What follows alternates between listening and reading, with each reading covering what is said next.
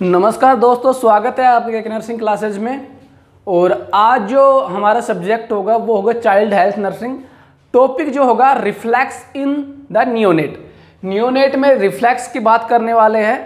अगर मैं इसमें टॉपिक की बात करूं तो ये एग्जाम के पॉइंट ऑफ व्यू से बहुत इंपॉर्टेंट है और नोरसेट में इससे एक सवाल पूछा ही पूछा जाना है। ठीक है, तो एक क्वेश्चन आपको बहुत बच्चों से आगे कर सकता है, तो ये टॉपिक आप ध्यान से पढ़े।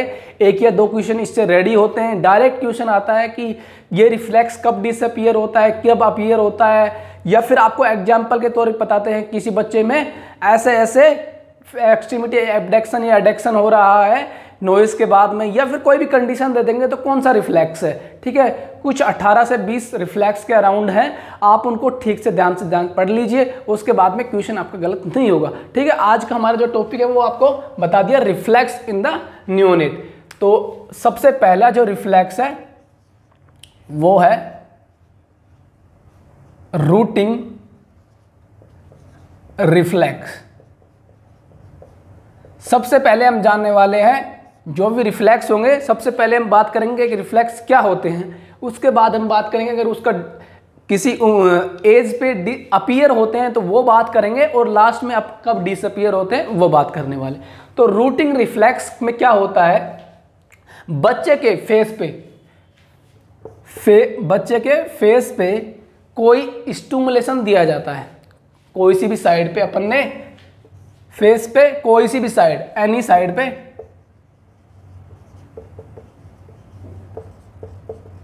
स्टिमुलेशन दिया। बच्चे के फेस पे किसी भी साइड अपन ने स्टिमुलेशन दिया, उसके बाद में बच्चे का रेस्पॉन्स क्या होगा। रेस्पॉन्स क्या होने वाला है ये देखेंगे। तो रेस्पॉन्स जो होगा, बच्चे का फेस जिस तरफ स्टिमुलेशन दिया है उस तरफ वो बच्चा फेस कर लेगा, टर्न करेगा बच्चा, turn the face towards stimulation side. जिस तरफ मानो कि मैंने लेफ्ट साइड स्टिमुलेशन दिया, ठीक है, बच्चे को मानो फिंगर से मैंने टच किया है, फिंगर, ठीक है, लेफ्ट साइड में, तो बच्चे का जो फेस होगा वो लेफ्ट साइड टर्न हो जाएगा। बच्चे का फेस लेफ्ट साइड टर्न हुआ, इसके बाद में ओपन हर या हिज माउथ, वो अपना मुंह खोलेगा। ठीक है, सबसे पहले अपन ने बच्चे को किसी भी साइड में स्टिमुलेशन दिया, उसके बाद में क्या हुआ, बच्चा जिस तरफ स्टिमुलेशन दिया था उस तरफ वो फेस कर लेगा और अपना मुंह खोलेगा। यह रिफ्लेक्स कहलाने वाला है रूटिंग रिफ्लेक्स। ठीक है, क्लियर है सभी को। अब बात कर लेते हैं एज ऑफ डिसअपीयरेंस। ये कितनी उम्र पे डिसअपीयर हो रहा है, तो इसका एज ऑफ डिसअपीयरेंस है 3 to 4 मंथ्स। क्लियर है सभी को, इसका डिसअपीयरेंस एज क्लियर है। ठीक है, अगर मैं बात करता हूं 3 to 4 मंथ पे अगर डिसअपीयर नहीं होता तो यह अप टू एक्सटेंड हो सकता है, extend up to 1 year of the age. तो यह 1 वर्ष तक ये एक्सटेंड भी हो सकता है, लेकिन मोस्टली ये 3 to 4 मंथ के एज पे ये डिसअपीयर होने वाला है। क्लियर है रूटिंग रिफ्लेक्स। ठीक है, नेक्स्ट बात कर लेते हैं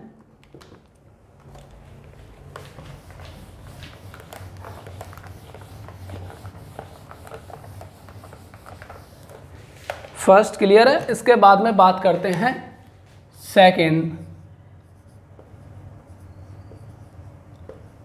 सकिंग रिफ्लेक्स। सकिंग रिफ्लेक्स की बात कर लेते हैं। सकिंग रिफ्लेक्स में क्या होता है, कोई भी एनी फॉरेन पार्टिकल, कोई भी बाहरी तत्व, ठीक है, कोई भी फॉरेन पार्टिकल बच्चे की ओरल कैविटी में एंटर करवाने वाले हैं। अपन ने क्या किया, कोई भी फॉरेन पार्टिकल बच्चे की ओरल कैविटी में एंटर करवाया, ठीक है। एंटर करवाने के बाद में बच्चा उसको, जो नियोनेट है, उसको क्या करने लगेगा, सक करने लगेगा, मतलब चूसने लगेगा, उस जो भी फॉरेन पार्टिकल है उसको सक करने लगेगा। तो यह रिफ्लेक्स क्या कहलाने वाला है, सकिंग रिफ्लेक्स, ठीक है। इजी है बिल्कुल। और इसकी age of disappearance, age of disappearance की बात करें तो वो होगी 1 ईयर ऑफ द चाइल्ड या न्यूनेट एज। 1 वर्ष की उम्र पे यह रिफ्लेक्स समाप्त हो जाएगा। क्लियर है आप सभी को। सकिंग रिफ्लेक्स की बात करें तो कोई भी फॉरेन, जो बाहर का कोई भी फॉरेन पार्टिकल है, वो बच्चे की ओरल कैविटी में, जैसे अपन ने बच्चे के ओरल कैविटी में अपन ने फिंगर डाली, ठीक है, तो वो फिंगर को चूसने लगेगा। यह रिफ्लेक्स कहलाने वाला है सकिंग रिफ्लेक्स। और इसकी एज ऑफ डिसअपीयरेंस कब होगा, 1 साल की उम्र पे, ठीक है। क्लियर है, बिल्कुल इजी है। सबसे पहले हम इजी बात करेंगे, उसके बाद हम धीरे धीरे हार्ड की तरफ रिफ्लेक्स देखने वाले हैं, ठीक है। अब नेक्स्ट बात कर लेते हैं स्वॉल्विंग रिफ्लेक्स।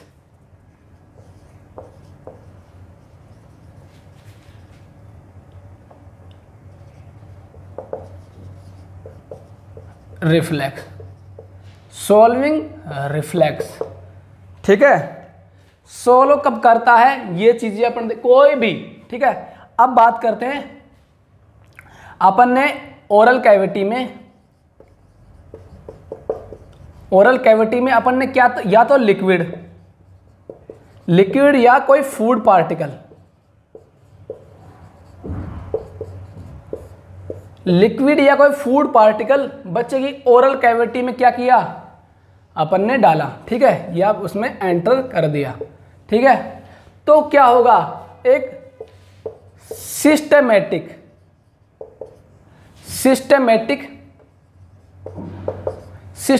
क्या होने वाला है, मूवमेंट होगा। सिस्टेमेटिक मूवमेंट देखने को मिलेगा किसका, टंग का, फेरिंग्स का, एपिग्लोटिस, ग्लोटिस, इन सभी का सिस्टमैटिक मूवमेंट स्टार्ट हो जाएगा, ठीक है। और जिसकी वजह से क्या होगा, कौन सी प्रक्रिया पूर्ण होगी, जिसके रेस्पॉन्स में क्या होगा, स्वेलिंग जो प्रक्रिया है, जो स्वेलिंग है वो स्टार्ट हो जाएगी, मतलब निगलना शुरू हो जाएगा। ये जो प्रोसेस है ये कंप्लीट कहलाने वाला है स्वॉल्विंग रिफ्लेक्स, ठीक है। अपन ने क्या किया, कोई भी लिक्विड या फूड पार्टिकल अपनी ओरल कैविटी में डाला तो वो क्या होगा, सिस्टमेटिक मूवमेंट होने लग जाएगा। टंग, एपिग्लोटिस, इन सभी का सिस्टमेटिक मूवमेंट हो रहा है, जिसकी वजह से जो स्वॉल्विंग प्रक्रिया है वो पूर्ण हो रही है इन सभी के मूवमेंट की वजह से। ये क्या कहलाता है, स्वॉल्विंग रिफ्लेक्स। अगर मैं बात करूं, ये आप सभी में होता है, ठीक है, अपन में सभी में यह प्रक्रिया देखने को मिलती है। ये एक नॉर्मल प्रोसीजर है स्वॉल्विंग का, ठीक है। तो इसके एज ऑफ डिसअपीयरेंस की बात करते हैं। एज ऑफ डिसअपीयर, ये कभी डिसअपीयर होता है कोई एज पे, ये बताओ मुझे। आप में होता है, मेरे में होता है, बच्चों में होता है, तो इसकी एज ऑफ डिसअपीयरेंस कभी नहीं होती, नेवर। ये कभी डिसअपीयर नहीं होता है, ठीक है। तो स्वॉल्विंग रिफ्लेक्स कंप्लीट है, समझ में आया सभी को। अब नेक्स्ट बात कर लेते हैं इसके बाद में। अभी अपन इजी रिफ्लेक्स देख रहे हैं,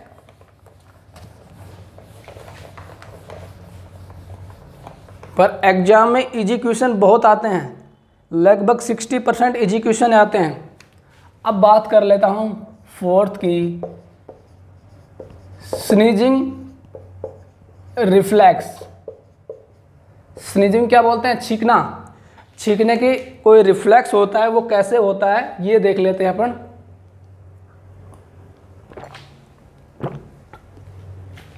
स्नीजिंग रिफ्लेक्स में क्या होगा? कोई फॉरेन पार्टिकल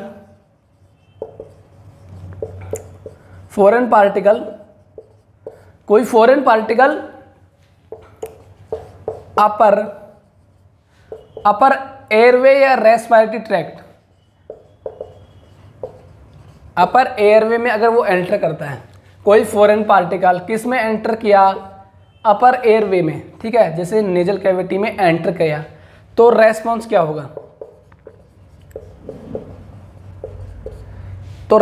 होगा?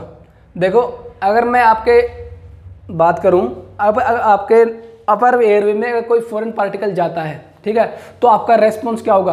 आपकी रेस्पिरेटरी ट्रैक्ट उसको कैसे बाहर निकालने की ट्राई करेगा? स्नीजिंग करके या कफिंग करके? स्नीजिंग होगी इसके द्वारा। क्या होगा? स्नीज करेगा, ठीक है।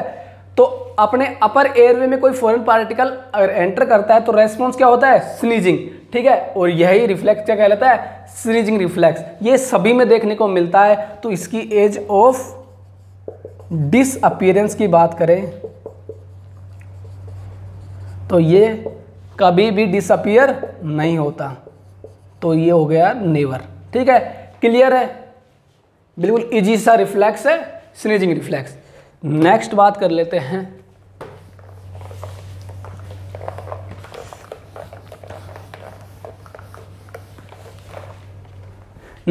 करते हैं fifth, coughing reflex. Coughing reflex की बात करते हैं तो कफिंग रिफ्लेक्स क्या होगा? स्नीजिंग में क्या था? फॉरेन पार्टिकल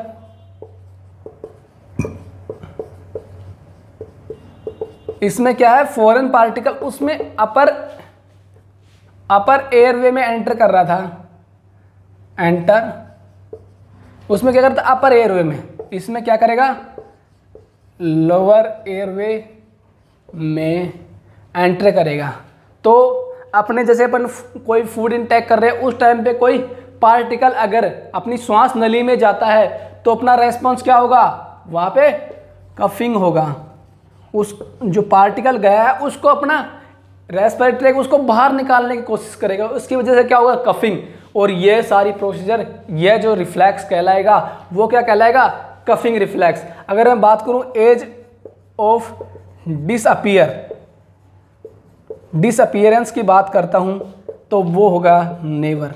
ये सभी में देखने को मिलता है, तो इसके एज ऑफ डिसअपीयरेंस की बात करें तो वो होगा नेवर, ठीक है। क्लियर है यहां तक?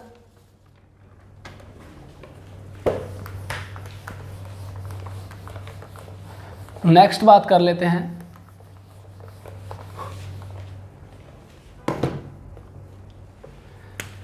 सिक्स है गैग रिफ्लेक्स। इसमें क्या होगा? ये भी सभी में देखने को मिलता है। अपन जब अपने को उल्टी नहीं आती उस टाइम पे क्या करते हैं? मतलब मोस्टली लोग क्या करते हैं? अपने मुंह में फिंगर डाल के और गैग रिफ्लेक्स को स्टिमुलेट करने की कोशिश करते हैं। तो उसमें क्या होता है? कोई फॉरेन पार्टिकल किस में एंटर किया? पोस्टीरियर फेरिंग्स में। पोस्टीरियर फेरिंग्स को स्टिमुलेट किया यहाँ पे फॉरेन पार्टिकल, उसकी वजह से क्या हुआ? वोमिटिंग या गैग स्टार्ट हुआ, ठीक है। तो इसी को अपन बोलने वाले हैं गैग रिफ्लेक्स। और जो डिसअपीयरेंस होता है, एज ऑफ डिसअपीयरेंस, वो होगा नेवर। बोलो क्लियर है या नहीं है? ये 6 रिफ्लेक्स थे, बहुत ही इजी और बेसिक थे, ठीक है। रूटिंग, उसके बाद स्नीजिंग, कफिंग, ठीक है, सोल्विंग, गैग रिफ्लेक्स, ये सभी इजी रिफ्लेक्स थे जो कि आप सभी को पता है। अब इसके बाद में जो रिफ्लेक्स आएंगे वो इम्पोर्टेंट रिफ्लेक्स है, जो कि एग्जाम के पॉइंट ऑफ व्यू से बहुत ज़्यादा उसमें से क्वेश्चन पूछे जाते हैं, ठीक है। पर अपने को ये बेसिक रिफ्लेक्स ये भी याद होने चाहिए, ठीक है।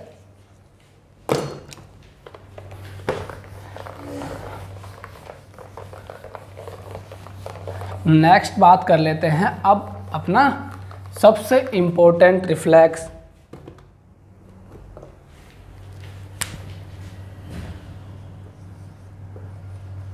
Moro reflex.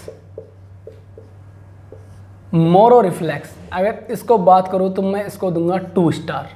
बहुत बार क्वेश्चन पूछा जाता है मोरो रिफ्लेक्स का डिसअपीयर कब होता है, ठीक है, वो भी बात करेंगे। सबसे पहले मोरो रिफ्लेक्स जान लेते हैं, मोरो रिफ्लेक्स में होता क्या है, ठीक है। सबसे पहले बच्चे को अपन लेने वाले हैं सिटिंग पोजीशन में, किसमें, सेमी सिटिंग पोजीशन में, ठीक है। बच्चा ऐसे सेमी सिटिंग पोजीशन में बैठा हुआ है, ठीक है, या लेटा हुआ है।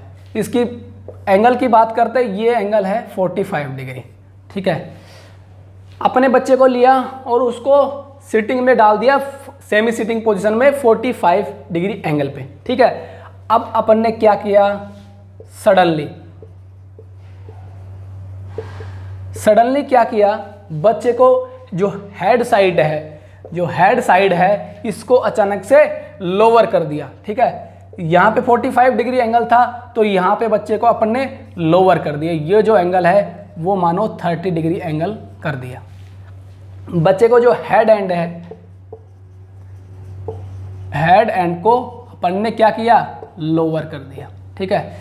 सबसे पहले बच्चे को लिया, उसको 45 degree around semi sitting position में रखा, उसके बाद सडनली क्या किया, हेड एंड को लोअर कर दिया, अप्रोक्स 30 डिग्री एंगल पे ले आए। तो अपने को क्या रेस्पॉन्स देखने को मिलेगा, तो ये देख लेते हैं। बच्चे में देखने को मिलेगा, पहले एक टर्मिनोलॉजी है वो समझ लेते हैं, एबडक्शन, एडक्शन, फ्लेक्शन,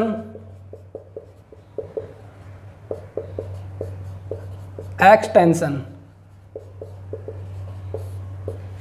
ये टर्म है जो कि बहुत इंपॉर्टेंट है एमएसएन के तौर पे या फिर अपने नर्सिंग के तौर पे बहुत ज़्यादा इंपॉर्टेंट है। इसमें अपन पास और दूर, ठीक है, ये सभी इनके थ्रू ही समझ पाते हैं, ठीक है, ये अपने को पता होनी चाहिए।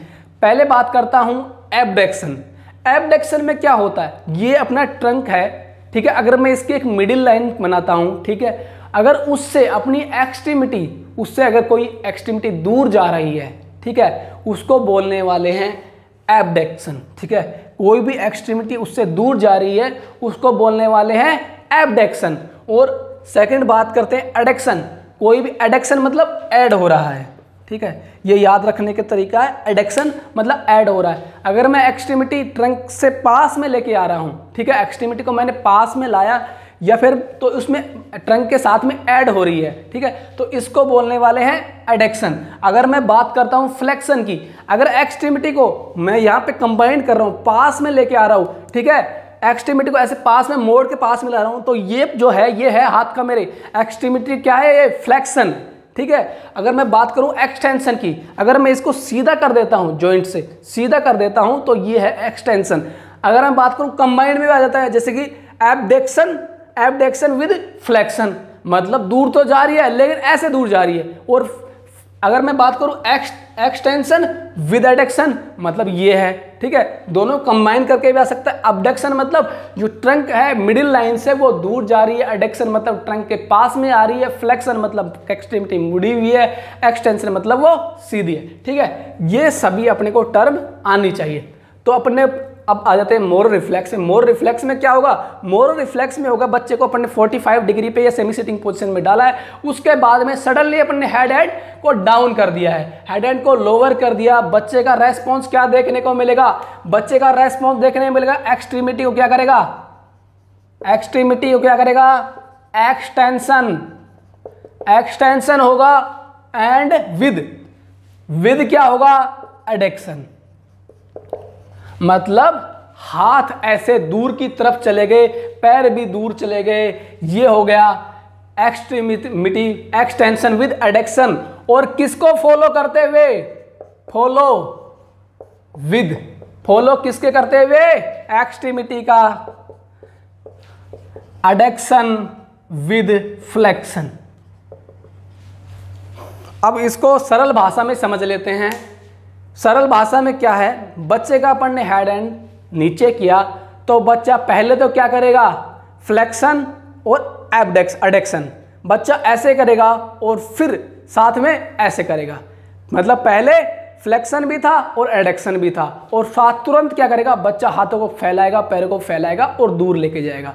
ये दोनों प्रोसेस बिल्कुल साथ साथ होंगी। इस रिफ्लेक्स को क्या बोलने वाले हैं? Moro reflex. ठीक है, क्लियर है सभी को? बहुत ही इंपॉर्टेंट है कि मोरो रिफ्लेक्स पे क्वेश्चन पूछा जाता है। ठीक है, और इसमें और क्या देखने को मिलेगा? और देखने को मिलेगा जो फिंगर है, फिंगर और फिंगर और थंब। जो फिंगर और थंब है वो किस तरीके का आकार बना लेंगे, किस तरीके के शेप बनाएंगे? वो बनाएंगे सी शेप। जैसे कि लव बर्ड्स बनाते हैं, ऐसे एक करेगा, दूसरा ऐसे करते हैं, जैसे कि जो सी शेप बना लेंगे। ठीक है, सी शेप बनाएंगे, इसमें थंब और फिंगर। ठीक है, जो सी शेप बनाएंगे, पहले क्या हुआ? एक्सट्रीमिटी का एक्सटेंशन और एडक्शन हुआ, फिर साथ में फॉलो क्या हुआ? एडक्शन और फ्लेक्शन। और जो फिंगर और थंब है वो सी शेप में ऐसे बना लेंगे। ठीक है, तो जो प्रोसेस है ये क्या कहलाएगी? Moro reflex. अब सबसे इंपॉर्टेंट जो 3 स्टार पॉइंट है वो है एज ऑफ डिसअपीयरेंस। तो जो सी जो अपन याद कर सकते हैं, जो सी है वो अल्फाबेट में कितने नंबर पे आता है? 1 A B C, मतलब 3 नंबर पे आता है। तो ये है 3 to 4 month, 3 to 4 month of age. तो कितनी एज पे डिसअपीयर हो रहा है? 3 से 4 महीने पे डिसअपीयर हो रहा है। 3 अगर डायरेक्ट 1 2 3 4 ऐसे महीने पूछ ले तो डायरेक्ट आएगा 3 मंथ। 3 को कैसे याद रख सकते हो? सी से, सी शेप इसमें बनाता है। सी कितने नंबर पे आता है? 3 नंबर पे। अपन ने जाना मोरो रिफ्लेक्स। मोरो रिफ्लेक्स से पहले अपन ने क्या जाना? Abduction, adduction, flexion, extension. Abduction क्या होता है? ट्रंक से कोई दूर जा रहा है। एडक्शन ट्रंक से पास में एक्सट्रीमिटी आ रही है। फ्लेक्शन मतलब एक्सट्रीमिटी का मुड़ाव, पास में है। एक्सटेंशन वो दूर जा रही है। इसके बाद अपन ने मोर रिफ्लेक्स में देखा, बच्चे को सेमी सिटिंग पोजीशन में लिया, 45 डिग्री एंगल। सडनली अपन ने हेड एंड को डाउन कर दिया, 30 डिग्री पे एंगल पे लिया। रेस्पॉन्स में क्या हुआ? एक्सट्रीमिटी का एक्सटेंशन, एडक्शन हुआ। फॉलो किसको होते हुए?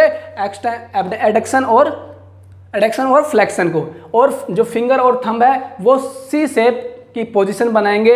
ये एक रिफ्लेक्स कहलाता है, मोरो रिफ्लेक्स। सी से याद कर सकते हैं 3 मंथ। ठीक है, जो age of disappearance 3 star, 3 to 4 month of age. ठीक है, मोरो रिफ्लेक्स कंप्लीट हुआ। ये सभी को याद है या नहीं है? सभी लोग बताएंगे कमेंट सेक्शन में।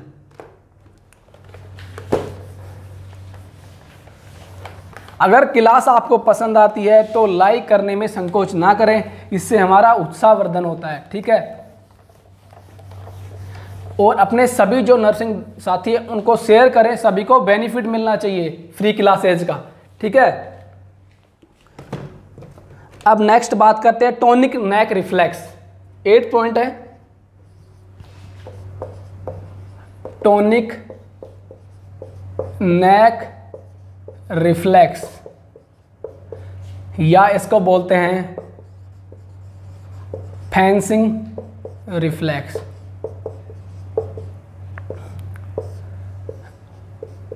Fencing reflex, fencer. अगर मैं फेंसिंग की बात करूं तो इसमें एक वर्ड है फेंसर। फेंसर का मतलब क्या होता है? योद्धा। ठीक है, तो इससे अपन देख लेते हैं कि टोनिक नेक रिफ्लेक्स या फेंसिंग रिफ्लेक्स क्या होता है। अब इसमें क्या करने वाले हैं, जो बच्चा है उसकी जो कैविटी या जो कैविटी ना जो है उसको अपन सबसे पहले देख लेते हैं कि ये रिफ्लेक्स कब देखते हैं। ये अपन रिफ्लेक्स देखने वाले हैं बच्चे की स्लीपिंग कंडीशन में। जब बच्चा स्लीप कर रहा होगा, सो रहा होगा, उस टाइम पे रिफ्लेक्स देखने वाले हैं। तो इसमें क्या होगा, जो बच्चे की जो है उसको अपन एक साइड में टर्न करवाने वाले हैं। जो है उसको एक साइड में टर्न करवा दिया। मानो कि लेफ्ट या राइट साइड में बच्चे की जो को अपन ने टर्न करवाया। मानो कि मैंने उसको लेफ्ट साइड में टर्न करवाया, तो क्या होगा, इसके रेस्पॉन्स में क्या देखने को मिलेगा। इसके रेस्पॉन्स में होगा ये, जो सेम साइड है, मतलब मैंने लेफ्ट साइड इसकी जो को ऐसे मोड़ा, तो जो सेम साइड है मतलब लेफ्ट साइड की जो एक्सट्रीमिटी है उसका क्या होगा, मतलब same side extremity, same side extremity, जो सेम साइड की जो एक्सट्रीमिटी होगी उसमें क्या देखने को मिलेगा, उसमें देखने को मिलेगा वो करेंगी एक्सटेंशन, वो दूर जाएंगी तो होगा एबडक्शन।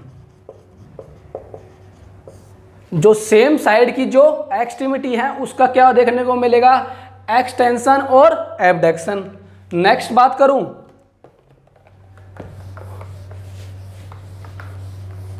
नेक्स्ट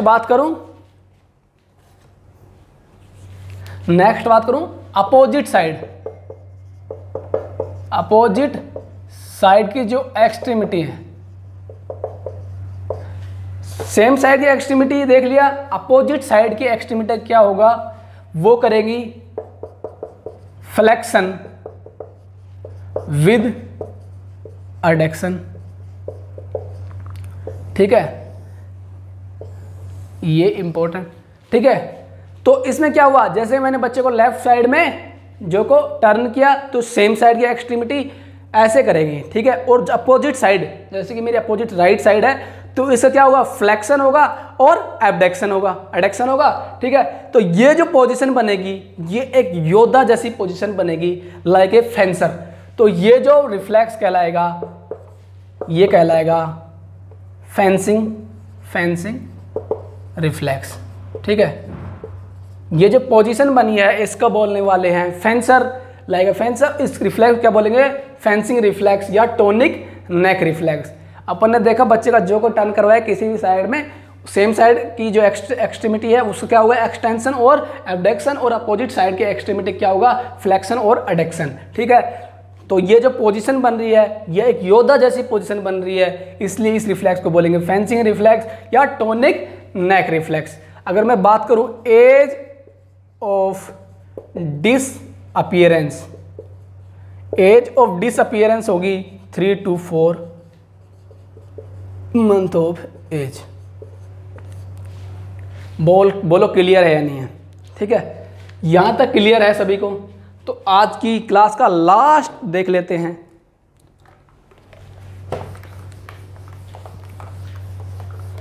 लास्ट रिफ्लेक्स आज की क्लास का वो देख लेते हैं।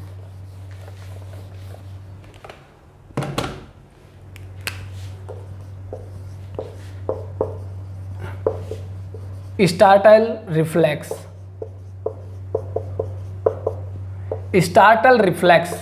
ठीक है, बिल्कुल इजी सा रिफ्लेक्स है। ठीक है, ये देख लेते हैं। स्टार्टल रिफ्लेक्स की बात करूं, ये कब देखने को मिलता है, ये जन्म के समय पे नहीं देखने को मिलता, ये देखने को मिलता है आफ्टर 24 आवर ऑफ एज। 24 घंटे के बाद देखने को मिलेगा जन्म के। इसमें होता क्या है, बच्चा अगर लेटा हुआ है, ठीक है, और लाउड नॉइस अगर हम प्रोड्यूस करते हैं, बच्चा सो रहा है या लेटा हुआ है, उस टाइम पे लाउड नॉइस अगर जनरेट होती है, उसको सुनाई देती है, तो क्या देखने को मिलेगा, बच्चा सिकुड़ जाएगा। एक्सट्रीमिटी जो है, एक्सट्रीमिटीज का क्या होगा, सिकुड़े कैसे, अगर मैं ऐसे हाथों कर रहा हूं तो कौन कौन सी पोजीशन हो रही है, एडक्शन भी हो रहा है, एक्सट्रीमिटी पास भी आ रही है ट्रंक के, और हाथ मुड़े हुए भी हैं, तो क्या हो रहा है, फ्लेक्शन भी हो रहा है, एडक्शन भी हो रहा है और फ्लेक्शन भी हो रहा है, मतलब बच्चा सिकुड़ रहा है, आवाज़ सुनते ही बच्चा ऐसे सिकुड़ जाएगा। ठीक है, तो ये क्या हुआ, बच्चे की एक्सट्रीमिटी एडक्शन भी हुई और फ्लेक्शन भी हुई। ठीक है, और अगर मैं इसके डिसअपीयरेंस की,